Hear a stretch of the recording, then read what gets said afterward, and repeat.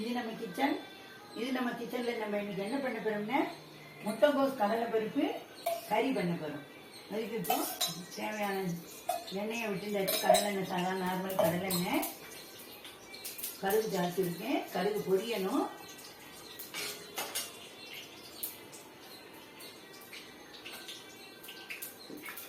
கடுகு பொரிஞ்சிடுச்சு.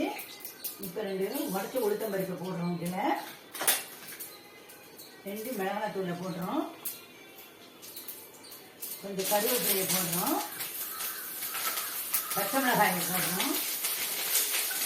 இதை நம்ம இந்த உளுத்தம் பருப்பு கருவேப்பிலை இந்த மிளகாத்தெல்லாம் பொரியிற அளவுக்கு வறுக்கணும்.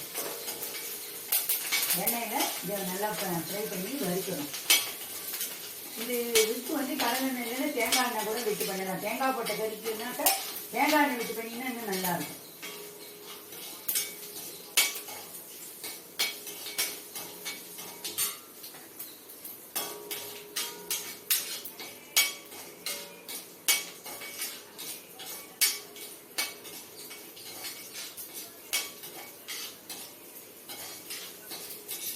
இப்போ இதெல்லாம் வறுபட்டுருச்சு. இப்போ நம்ம வந்து இதில் முட்டைக்கோசை இந்த கறிக்கு போட போகிறோம்.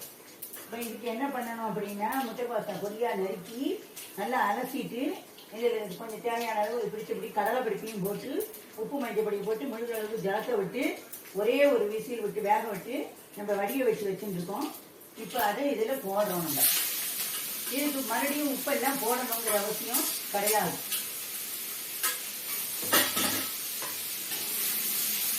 இது இப்போ நல்லா எண்ணெய் வந்து இந்த பச்சை வாசனை போகிற அளவுக்கு ஒரு 2 வதக்கு நம்ம வதக்கணும். இது வேக வச்ச கறிங்கிறதுனால ஒரே செகண்டில் நிமிஷமாக இந்த பொரியல் ஆயிடும்.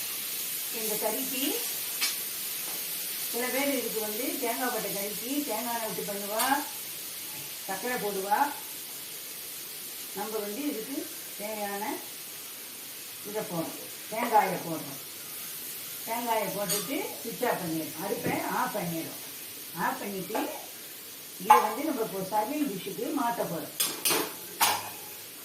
இப்போ முட்டைக்கோசு கடலைப்பருப்பு கறியில் வந்து ரெடி.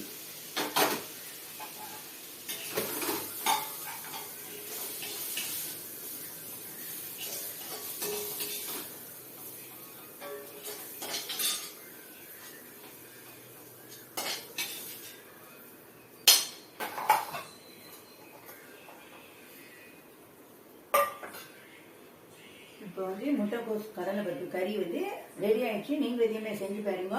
நன்றி.